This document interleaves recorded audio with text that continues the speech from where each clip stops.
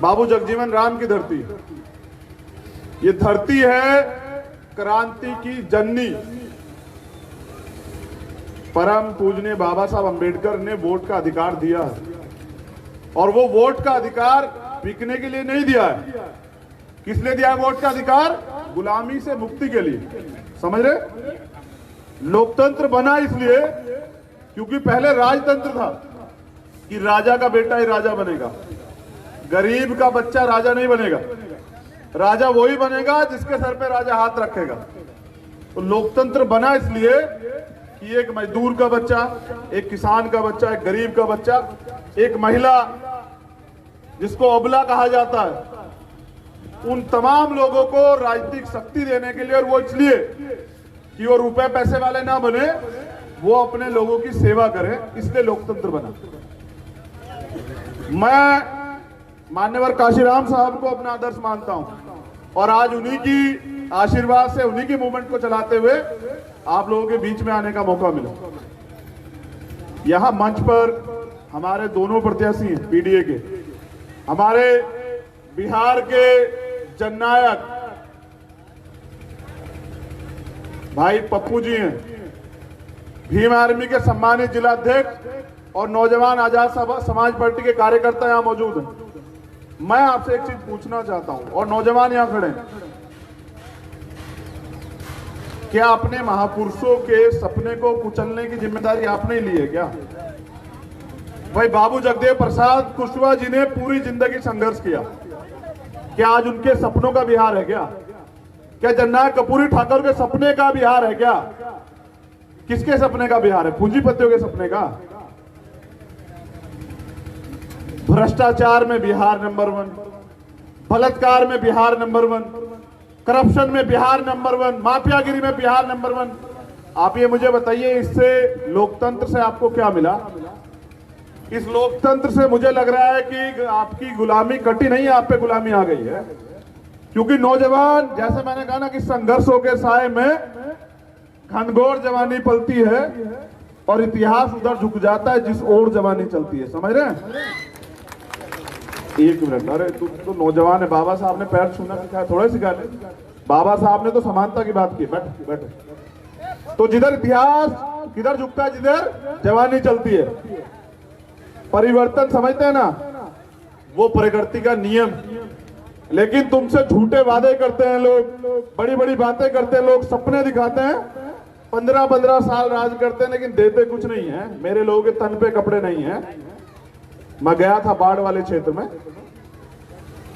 उनके सर पे छत नहीं है, उनके पेट में रोटी नहीं है, उनके लिए अधिकार नहीं है, उनको न्याय नहीं मिलेगा।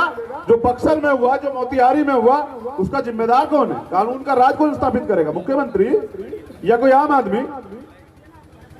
मैं प्रशासन के लोग यहाँ हैं, अभी वो तेजी से आ रहे थे तो कार्यकर्ताओं के साथ धक्का मुक्की कर रहे थे। ऐसा नहीं करते भाई, ये कल के शासक है, यही नेता है। आप देखना, कल ये नेता बनेंगे और आपको इन्हीं की सुरक्षा करनी पड़ेगी। आप देखते जाइए, ये भी कल आपका, हमारा छोटा भाई कल विधायक बनकर सदन में जाएगा, अगर हिम्मत से ये लोग लग गए। इनको सम्मान दीजिए, ये सम्मान के लिए। जनता मालिक होती है लोकतंत्र में, समझ रहे हैं? मौका है आप लोगों के पास, आपको तय करना है। पैसे वाले बहुत लोग हैं, लेकिन नीयत का खेल है। वादे बहुत लोग करते हैं, पूरे करने की बात है। मेरी तो शुरुआत है, मैंने वोट नहीं मांगा अब तक, लेकिन आप जिम्मेदार हैं, तमाम लोग जो मुझे जानते हैं। कश्मीर से लेकर कन्याकुमारी, अगर कहीं कोई अत्याचार होता है किसी मजलूम पे, आपको भीम आर्मी के बाद सुनाई देती है नहीं देती है? हाथ उठा के बताओ। क्या भीम आर्मी के लोग जवाब देते हैं नहीं देते हैं? मगर मैं देखता हूं कि जब हमारे कार्यकर्ताओं पे लाठी चलती है, मुकदमे लिखे जाते हैं, उनको जेल भेजा जाता है, तो कोई नेता साथ नहीं खड़ा होता। मैंने 100 तरह के अपमान सहे अपनों से, 100 तरह की आरोप सहे, लेकिन मैंने तय किया कि अपने महापुरुषों के सपने को पूरा किए बगैर मैं मरूंगा नहीं। तो मेरी जान, मेरे सपने तो आप लोगों तक सीमित हैं, क्योंकि इस लड़ाई जो है आपकी है। और इस आपकी लड़ाई को मैंने यहाँ, क्योंकि जब मैंने दिल्ली में देखा, बहुत गौर से सुनना, क्योंकि सबसे ज्यादा मजदूर जो हैं वो बिहार से जाते हैं वहां। और जब कोरोना का समय स्टार्ट हुआ ना, तकलीफ में, चप्पल नहीं पैरों पे, पेट में रोटी नहीं, बच्चे के लिए पानी नहीं, कुछ नहीं, अगर है तो अपमान, तिरस्कार, लाठी। मैंने देखा कि ये मेरा भाई जो है ना लड़ रहा, उनके लिए रोटी की प्रबंध कर रहा। मैंने बाढ़ में देखा जहां कोई नहीं जा रहा था, ये जा रहा था।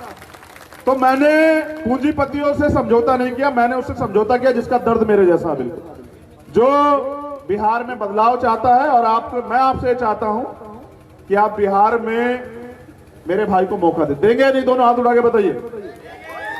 अगर आप मौका देंगे तो मैं विश्वास दिलाता हूं कि जो शपथ पत्र इन्होंने दिया वो पूरा होगा, क्योंकि हमें बिहार को देश पूरी दुनिया में चमकाना है। समय बहुत कम है। आप सब लोगों का आभार, धन्यवाद। मेरे बाद जो है आगे की कड़ी को हमारे बिहार के जननायक भाई पप्पू जी आगे बढ़ाएंगे, आप इनको जरूर सुने। मैं सम्मानित हमारे ईश्वर तुल देवतुल बुजुर्ग सभी गार्जियन, क्रांतिवीर, कर्मवीर, छात्र युवा साथियों, मैं सबका नाम नहीं ले पाऊंगा। पत्रकार बंधु, आदरणीय हमारे नेता और उम्मीद चंद्रशेखर आजाद जी, और दोनों हमारे जानदार और शानदार प्रत्याशी, सभी सम्मानित जनप्रतिनिधि महोदय, मुखिया जी, प्रमुख समिति जी, युवा शक्ति अध्यक्ष जी, जिलाध्यक्ष जी, अन्य सभी साथियों, मैं 2-3 बात कहना चाहूँगा। हर घटना में अरवल, आज से नहीं, मैं 84-86 से अरवल आ रहा हूँ। जब भी कोई नरसंहार हुआ सबसे पहले पप्पू यादव अरवल आ। कोई गांव के नाम आप उठा लीजिए, कोई आपको जो लगे। 90 में पहली बार एमएलए बने। 90 के बाद जितने जुल्म हुए अरवल में, चाहे बच्चा डूबा हो, चाहे कहीं मार दिया गया हो, चाहे बच्ची के साथ बलात्कार हुआ हो, चाहे कहीं 4 आदमी को मार दिए गए हों, कभी आज तक जिनको आप वोट देते रहे, चाहे वो नीतीश कुमार हो, लालू यादव, जो गरीब हो, जो कमजोर हो, आप जब पूरा देश डर रहा था, 800 सांसद घर में थे, जब प्रधानमंत्री घर में थे, मुख्यमंत्री घर में थे, तो आपसे मैं इतना कहूँगा, अकेला इंसान पप्पू यादव इस देश में 70 लाख लोगों से अकेला मिल रहा था। जब सबको पॉजिटिव का डर था, सर बैठिए प्लीज, जब सबको पॉजिटिव डर था, जब सब को लग रहा था मैं मर जाऊंगा, बाप बेटे से डर रहा था, और उस वक्त पप्पू यादव क्या कर रहा था? एक एक घर में जाकर के राशन पहुंचा रहा था, एक एक हाथ में हजारों हजार रुपया। कोई ऐसा आदमी हिंदुस्तान का कोई मजदूर आपको कह सकता है जिसके घर में इस कोरोना वायरस में पप्पू यादव के पैसे मदद ना पहुंचे, जो बाहर में मार खा रहे हो? 16 करोड़ रुपया हर मजदूरों के अकाउंट में ट्रांसफर किया, अकेला। ये जिम्मेदारी मेरी नहीं, ये जिम्मेदारी नीतीश और नरेंद्र मोदी की थी। जब बच्चे पर जुल्म कर रहे थे, ये लोग नहीं आने दे रहे थे कोटा दे, तो 7 अप्रैल को हमने 40 बस लगाए। जब नीतीश ने मना कर दिया तो फिर 7 ट्रेन हमने भेजा। नीतीश कुमार को पैसा नहीं था, सिर्फ पप्पू यादव क्यों भेजे बंगलोर ट्रेन? पप्पू यादव क्यों भेजा कोटा ट्रेन? क्या ये मेरी जिम्मेदारी थी? क्या नीतीश कुमार की जिम्मेदारी नहीं थी? 32 लाख लोगों को पप्पू यादव अकेला बिहार लाया, और जब हम लाए तो इन्होंने कहा क्वारंटाइन, 8,400 करोड़ रुपया इसने क्वारंटाइन में लूट लिया।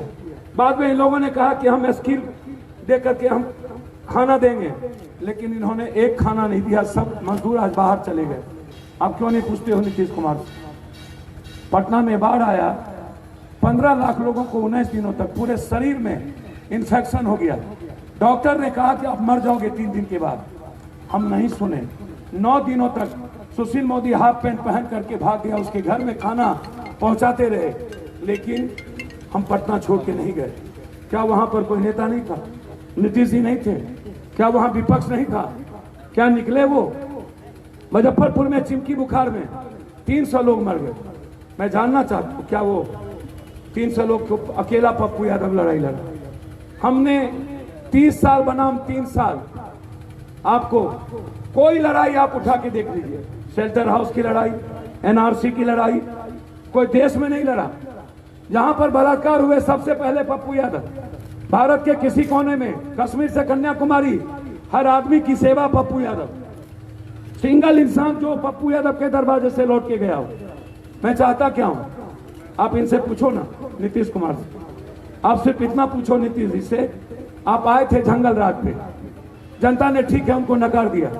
एनआरसी की रिपोर्ट है, आप दुनिया का सबसे ज्यादा बलात्कार बिहार में, सबसे ज्यादा अपराध बिहार में, सबसे ज्यादा अपराधी माफिया बिहार में। आप पूछो ना इससे क्या हुआ। आज 20 साल 15 साल के बाद सबसे ज्यादा राक्षस राज, भ्रष्टाचार पर सबसे ज्यादा नीतीश कुमार दूसरे बार आए। हम आपसे पूछना चाहते हैं नीतीश जी, आज कोई आदमी है जो बगैर पैसा दिए काम कर सकता है? आज हम नहीं कह रहे हैं, ये नीति आयोग की रिपोर्ट है, दुनिया का सबसे ज्यादा भ्रष्ट सरकार नीतीश कुमार की सरकार है, दुनिया का सबसे ज्यादा भ्रष्ट सरकार। आप हमको बताइए, तीसरे बार ये आए डीएनए पर, आरक्षण पर, बैकवर्ड फॉरवर्ड पर, अखलाक पर। क्या हुआ डीएनए का?